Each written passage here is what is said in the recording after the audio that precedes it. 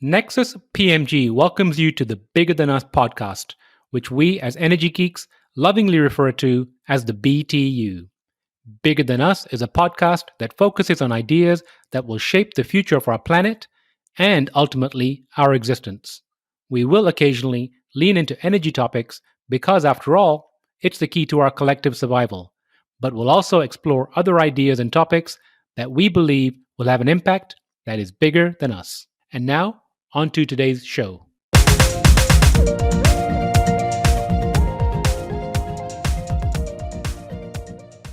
Hello, and welcome to the Bigger Than Us podcast.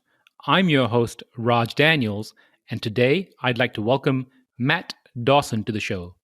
Dr. Matthew Dawson received his undergraduate degree in mechanical engineering from Colorado School of Mines and his MSc and Ph.D. in mechanical engineering from MIT, graduating at the top of his class from both institutions.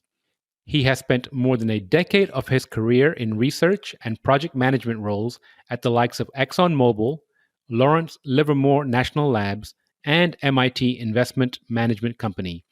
He has filed more than 60 patent applications in the energy industry alone and overseen the development of numerous technologies which have gone on to be widely deployed throughout the industry. Matt, how are you doing today? I'm doing great. Thanks, Raj. Matt, where are you currently located?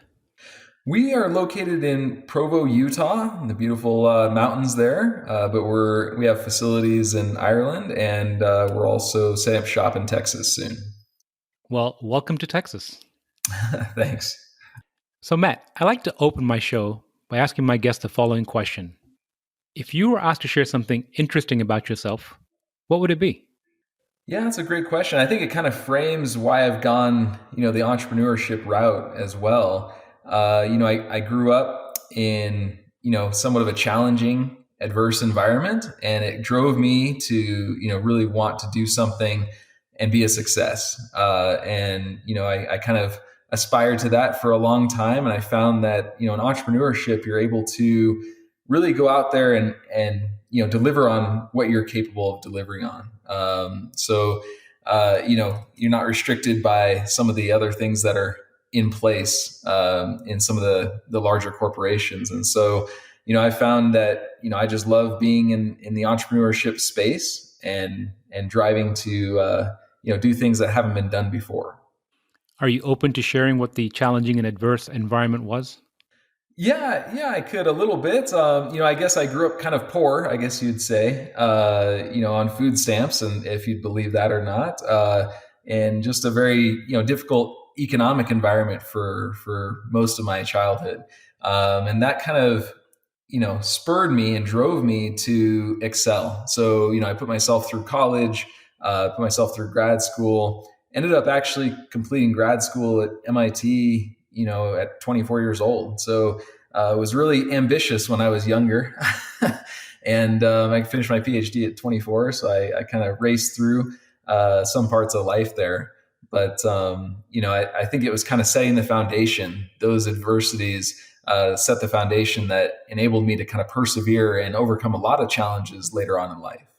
So that is really an amazing story. For those of the audience that didn't catch it, Matt has a PhD from MIT. This could be a whole show in itself, and I usually end the show by asking the question regarding advice or words of wisdom to the audience. But I'm going to stop here for a moment and just ask about some of your journey and that drive that you had to get the education and put yourself through school. Like you mentioned the food stamps and obviously the challenging environment, but what else influenced you to, take on such a large challenge? Yeah, well, I think actually it's not just, the adversity, but I think there was also the element of support. So my parents, particularly my father was a great role model. He was always very encouraging, and he's just inspirational, to be frank. He would tell me stories about Marconi and, about Alexander Graham Bell and, Thomas Edison as a young child in my elementary school years. I would hear these stories of these people who, faced adversity and overcame.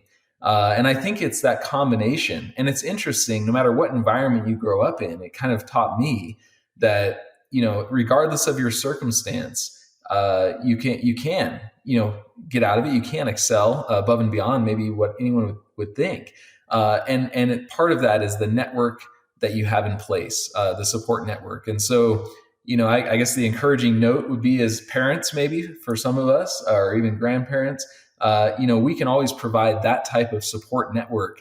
And even as friends and colleagues and CEOs, you'd be amazed at what people can do when they're supported and when they're really inspired. It's a beautiful story, Matt. I appreciate you sharing that. During the inspirational story piece, you mentioned a couple of gentlemen. You mentioned Marconi. I'm familiar with who he is, and I heard a story about him about 20 years ago. But can you just share for the audience who Marconi is? Yeah, well, if I can remember from my youth, but Marconi is a fascinating story. I believe he's Italian, and he was the one who really invented, as we know it today, the radio transmission. And so it's a fascinating story. I wish my father was here to tell it, because he'd tell it far better. But he had developed, when he was in his younger years, his adolescent years, really, he had developed a short transmission device. And at that point, someone actually asked to purchase that from him, but he didn't want to stop there.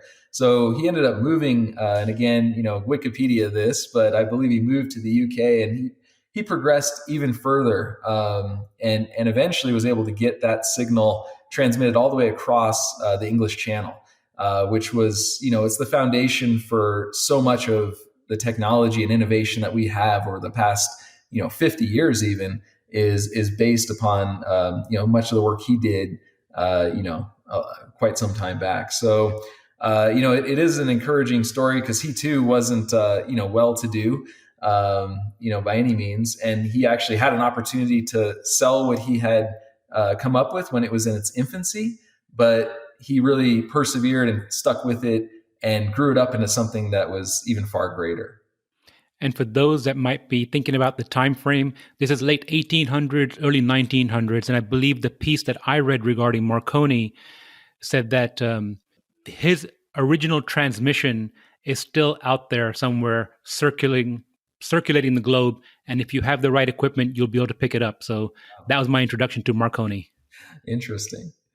Fantastic. So Matt, switching gears, can you give me an overview of your current endeavor, Utility Global?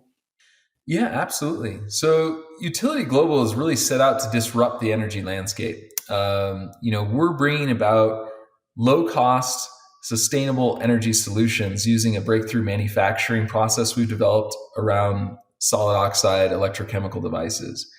Our goal, really, if you step back at a high level, our goal is to enable society to have low-cost, low-carbon solutions, both in the electricity space and in the hydrogen space. Both of those are massive markets. The electricity market, of course, we know, $1 trillion market and growing. The hydrogen market, much to my surprise, $100 billion plus market and growing at a tremendous rate. We're seeing $1 billion projects announced almost weekly. So it's a very hot market right now. And the reason is, as renewables become a bigger part of the energy picture, the issues around intermittency and storage and transmission become more and more pressing. And frankly, if you look at all the lithium that's available on the earth today, lithium batteries are not the solution to that problem. There isn't enough to be mined on the earth to actually solve that problem. And so we have to come up with something else. And we believe that hydrogen is that solution that's going to enable mass adoption of renewables in an economic fashion going forward. So that's our big focus, is around using our electrochemical breakthrough technologies for hydrogen production. What spurred you to come up with the idea and then decide to launch a company? Yeah, well, I worked in energy for quite some time in my career, oil and gas specifically. And, I've always had a passion for innovation, energy, but also the environment. And that was part of the reason I ended up leaving, the direct oil and gas industry, and venturing off on this journey. If you think about it, the average American or the average household uses over 10,000 kilowatt hours of electricity every year in the U.S. that's equivalent to over 10,000 pounds of CO2 emitted just from your electricity usage. If you start to think about how would you even truck, if you were to put that in solid form, how would you even truck away 10,000 pounds of CO2 emissions? What would that look like from an engineer's perspective in vapor form rather than solid form? It's hard to fathom our impact on the environment. We have this beautiful earth that somehow, in this beautiful atmosphere, it's absorbing all of this CO2 for us with, perhaps not much of a visible impact. But if you translate that into something that's visible to you, and you were to fill up rooms or stadiums with your 10,000 pounds of CO2 generated every year from your electricity use alone, not talking about, food, I'm not talking about transportation, I think that would change people's perspective. And that was one of the drivers for me to say, we have to act to do something. And who better is positioned than, people who have experience in the current energy, market that we have today to understand the shortfalls and to understand maybe what we could do better. So, how far along are you on your commercialization journey? So we're making tremendous progress. We're actually in the process right now of building our first hydrogen pilot. It's going to launch in Q1, and we're hoping to actually build that in Texas, so all of our prospective customers, partners, and friends can come out and see what we believe and hope to be the world's lowest cost distributed hydrogen production technology. Our long-term targets are to be under $1 per kilogram for hydrogen production. And today, to give an example, many people would be excited to be at $8, $10 a kilogram for hydrogen production. So, we're really looking to disrupt this market, and we think that the pilot that we're designing, constructing as we speak, is going to do just that. Now, with your depth and expertise, why did you choose hydrogen first? Yeah, that's an excellent question. I mean, obviously, when you consider hydrogen, it has a tremendous amount of energy storage capacity, as any kind of hydrocarbon fuel might, relative to, say, trying to store the energy in a lithium ion system, right? So just the energy density is tremendous. The ability to obviously utilize it in a number of different fashions, such as combustion, such as electrochemical devices, is appealing. And the ability to obviously utilize it to get electricity out, or even heat out in some instances, without generating CO2 is also appealing, right? So it had kind of this nexus of appealing elements. And we just see, frankly, with renewables on the horizon growing at the rate that they are, that the battery solutions that are in the market today, and the ones that I've been aware of, they don't really have the potential to solve the issues that we're facing. And renewable adoption will be not impeded by the cost of the next solar panel or the next wind turbine. It's going to be impeded by the cost of adding it to the grid. And I have these beautiful plots that show the true cost of electricity per country as a function of renewable installation. And it's a linear plot. As you increase renewables, the costs go up. But it's not because renewables themselves are intrinsically expensive. It's because of this grid scale storage issue, the intermittency, the backup power, the transmission, and those problems are solved, we believe, best by hydrogen from an economic and from a just a scalability perspective. So, can you share who some of your customers might be and what kind of use they would have for the hydrogen? Absolutely. So some of our early customers that we would target would be ones like Amazon and Walmart, as surprising as that may be, for distributed hydrogen, because they have a tremendous network of warehouses throughout the country and the world. And right now they really are, suffering because they're having to use these battery powered forklifts. It turns out fuel cell powered forklifts are far cheaper and can be far cheaper. And of course, not emitting, hazardous or difficult to have indoor emissions that maybe a diesel powered forklift would emit.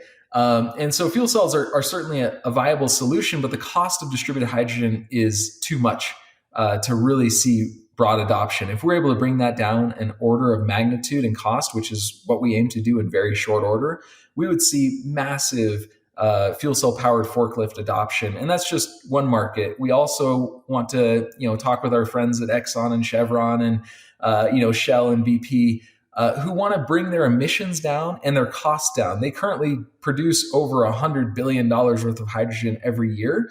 We want to plug right into their existing steam methane reforming chemical plants, bring their emissions down and bring their costs down simultaneously. And of course, partnering with companies like Praxair and Air Liquide, et cetera, to bring about those massive chemical changes in the chemical infrastructure in this country. And then the third leg, I guess, of the stool that we would go after is transportation.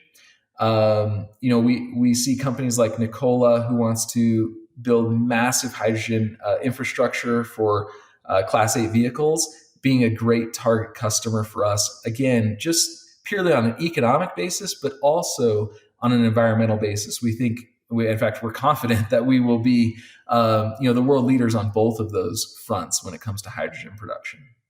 There's been some debate in the automotive community for the last, let's say, 10 years, 7 years between electric and hydrogen. Toyota is obviously the one that's, leading the hydrogen side with their Mirai, I think only available in California right now. What are your personal thoughts just regarding, the automotive industry and some of the opportunities for hydrogen going forward? Well, stepping back, certainly at the larger scale Class 8 vehicles, hydrogen is almost the only one that makes sense. It makes a lot of sense just because the amount of weight of the battery you'd have to transport around may exceed the amount of cargo you could carry in your vehicles, in your large trucks. So I think at that scale, hydrogen makes a lot of sense. When you're talking about passenger vehicles, I think the challenge today is the infrastructure. And so certainly battery powered vehicles are leading and would continue to lead for the near future because of the infrastructure that's in place. However, with our distributed hydrogen capabilities, we could rapidly see modifying existing fueling stations at a very cost-effective price point that could enable that infrastructure build out. And it's not going to happen overnight, but I could certainly see in the long run hydrogen being a far more economic solution than battery-powered systems if cheap infrastructure like what we aim to build is in place to distribute that hydrogen. So I'm going to take a risk here and ask this question because I feel like someone with your level of expertise and intelligence is probably already thinking about it. And even if not from that perspective, I know as an entrepreneur myself, I'm always thinking about, who's going to cannibalize me, and it's better to cannibalize myself. So if you were just to guess, what's beyond hydrogen? Mm-hmm. That is a risky question and a tough one. That's interesting. I think in one sense, there's almost two legs of hydrogen, right? There's green hydrogen and there's blue hydrogen. I think both of them will progress in parallel, and we're actually working in both spaces. But, I think that green hydrogen is going to become more and more of an important part of the energy landscape with time. And so I would say that might be my answer beyond blue hydrogen, although it's not as maybe forward-looking as one might want to go. Green hydrogen is expensive today, and it's going to take a period of time to see that adoption and that cost curve like we saw with, say, solar and even wind. But I do think over the coming decades, it will become a massive part of our energy infrastructure. And so I would say that might be the thing to cannibalize, blue hydrogen, if you will, in some of these distributed fueling stations. And just for those that might not be aware, can you explain briefly the difference between green hydrogen and blue hydrogen? Absolutely. So green hydrogen really would be one that's generated with zero CO2 emissions directly from electrolyzing water into hydrogen. And it could be done, obviously would have to be done with some sort of renewable energy input like wind or solar to generate, effectively net zero CO2 emissions. Blue hydrogen is one where, you could either, and there's many definitions of this, but you could either sequester the CO2, capture it in a carbon form and not emit it, or maybe classify it as just reducing your CO2 emissions relative to the hydrogen, production methodologies that are out there today. Thank you, Matt. So I'm going to switch gears here and dig into the crux of our conversation. You kind of gave a brief background of, where you came from, your journey, but what's your why? What drives you? Again, PhD from MIT, you have vast opportunities. There's an opportunity cost for starting a company like this. Why and what drives you? What motivates you to continue on every day with Utility Global? Yeah, that's a great question. I mean, I think there's kind of several drivers. One, intrinsically, I just want to have an impact. I want to have an impact on society that's beneficial. And I hope that we would all aspire to have that type of impact. And it's not easy. The bigger impact you want to have, the more challenges and more adversity you're going to face. So that's certainly probably my core driver, to just have that benefit to society. I feel like, in some of the jobs I've had in the past prior to entering the entrepreneurship space, I I was, able to have an impact, but not at the same level. And that was one of the things that kind of drove me out to become an entrepreneur, rather than sitting in a large corporation where there's certainly some benefit to be had to progressing the status quo, to really venture out and try something new that could be disruptive and could really benefit society in the long run. It's a much higher risk approach, but it's one that I think is very rewarding. Regardless of whether you're successful or not, it's an experience that it's something I would never want to give up. That so. So you said several drivers, but I'm going to just step back for a moment here. Why do you want to have an impact? Yeah, that's a great question. When I was younger, my grandfather was still around, and he told me kind of the same thing as to why he was doing the things that he was working on. He was one of the original inventors of the hydroelectric, Pelton wheels that we use today throughout the world. He installed many of them, and it was very interesting to see how he lived. I think his living shaped some of my thinking. Many countries around the world. He spoke dozens of languages. He visited over 100 countries in his lifetime. And he installed power plants on almost every continent, not Antarctica, but almost every continent in the world. And when you saw this person, he was a very humble person. He had no interest in money. It was fascinating to see. Governments around the world owed him money until the day he died, tremendous amounts of money. And he never even wanted to collect any of it. His whole focus was on, trying to do something to bring power to these communities around the globe that just didn't have that. And, so that was very inspiring to see, a man who had such a living. In fact, even, kind of digressing a little bit, but, when I was in the elevator with him, and, he would just give a tip in a hidden way to, perhaps someone there to help with the bags, such that even his, wife wouldn't see it. And extremely, extremely generous tips, the types you see, coming up on the news. But he would not want anyone to even know that he would have such a living. So he was just a person who was just giving. His whole life was about giving to others and giving to his family, and really a person who had nothing for himself but wanted to have everything for others. Well, it sounds like he made a lasting impression on you, especially from the hydroelectric world. You said there were some other drivers too. What are maybe one or two other drivers? Why and what motivates you? Yeah. So, I think one other driver is be able to see that you can have an impact, that you can actually do things that people don't think. As I mentioned, graduating, from MIT at a young age was something that nobody would have fathomed when I was a teenager or younger. How could this, poor kid kind of even imagine something like that? And yet it came to fruition. I also saw throughout my life just a lot of changes that people aren't necessarily expecting. So whereas we have ambitious goals in utility, it's not something that we don't think can be achieved. In fact, we know it can be. And it's that type of attitude and that type of realization, I think, that's really important. You talked a little bit about what the future holds. I don't know, but what I can tell you is about the past.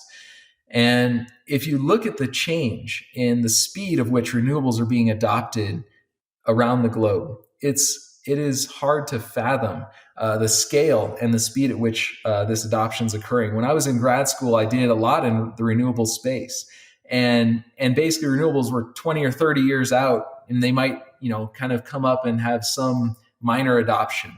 But you saw back then, in 1997. I got this off the EIA, but over 50% of this country was powered by coal power plants. Today, it's less than half of that. On the scales that we're talking about, it's hard to even fathom that could have been the case. If you looked in 2000 or even 2008, could you imagine coal generating less than 25% of the U.S.'s electricity? It would be impossible to imagine. But the reality is these huge successes, these cataclysmic changes are happening all the time.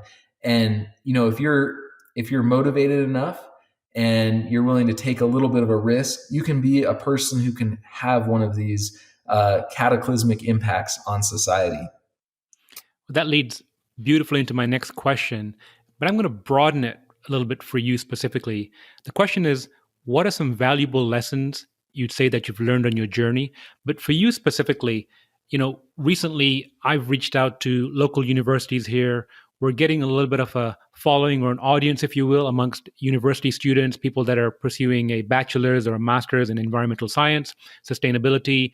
We have some relationships with professors. So I'm going to ask you if you could, both from a professional side and then also from the education piece, some of the valuable lessons that you can share with the audience. Absolutely.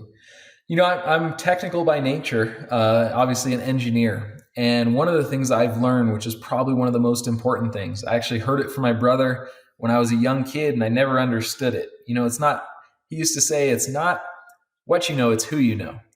And I wouldn't, advocate that statement too much, but I would say that there's a lot to that statement. As an engineer, we like to focus on technical things, analytical things, logical things, but actually relationships are as important, if not more important. So any advice I would give to any student, any young entrepreneur, anyone in the working world, focus on relationships, even if it's not your thing.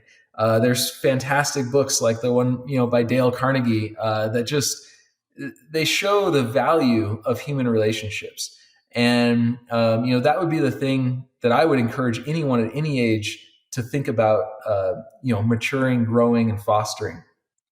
And particularly not just for yourself, although there's a tremendous benefit to building those relationships. But actually, I would say to the extent possible, learn to appreciate the people that you have around you in your life, at whatever stage you may be in, whether they're your classmates or your colleagues.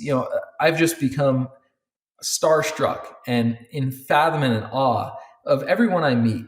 Everyone is really a remarkable person in their own way. And when you get to spend time to know that person and their strengths, there's so much value you can get and so much you can learn from them and so much you can help them to grow and foster and mature.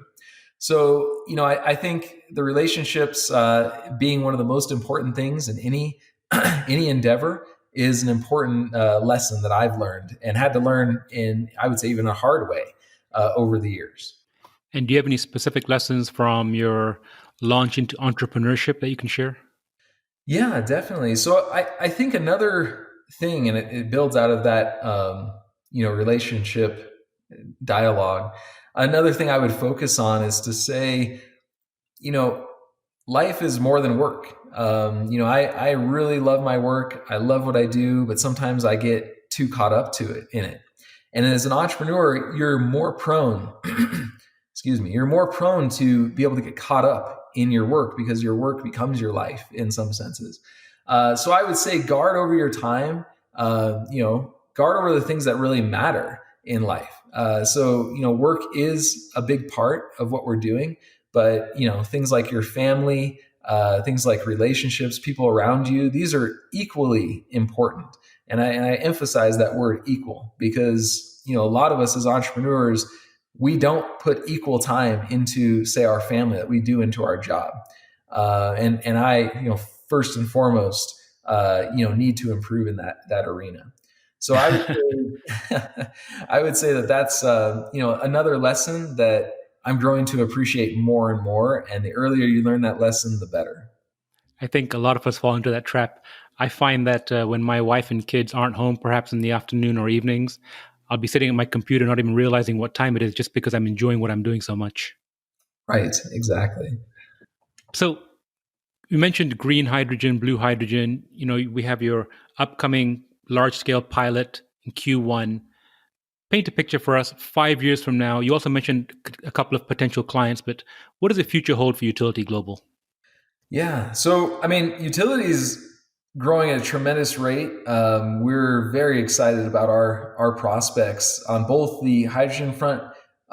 From a green and blue side, we have both a low cost blue hydrogen technology, and we have an electrochemical electrolyzer technology as well. But we also have the same type of device that can be operated in reverse to generate clean electricity. And that's another area that we're hoping to grow. Our business model is interesting and unique, and it's the way I kind of like to run businesses. It's high scalability, high margin, highly automated, low human input. And so what we want to be is the future Intel, if you will, of the energy space. We want to build mass numbers of these electrochemical chips, as we call them, that can enable everything from green hydrogen to green electricity. So in 5 years, our goal is to be partnering with tons and tons of companies like the Samsungs of the world and the Toshibas of the world to package our chips and to roll these out to customers around the globe. We actually have some very exciting dialogues going on right now with major Fortune 500 companies about that exact business model. That sounds beautiful, and we'll stay tuned to learn more about that. So, last question, and you've sprinkled this entire conversation with advice and words of wisdom. So, I'm going to make it more specific. If you could share, one or two last pieces of advice or words of wisdom with the audience, what would it be? I would say never give up. It doesn't mean don't pivot, but it means never give up. And I guess there's kind of two pieces of advice. I would say also go after what you want to do. Don't be shy to take risks. Sometimes risks end in epic failure, and that's okay. As long as you're willing to get up, pick yourself up, and get at it again. I never regretted any risk I took, and I've had some cataclysmic failures that are so epic I can't even talk about them. But I never regret it because I did something that I felt was the right thing to do, and I went for it.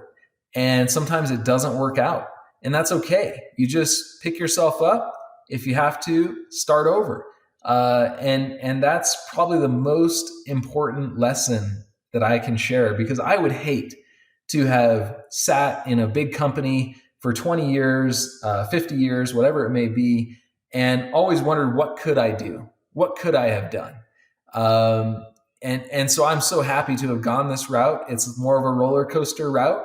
But it's something that I look back every day or very frequently, and I just say, I'm really happy to have chosen this route, because I would not want to be 50 years down the road and look back and say, what could have been?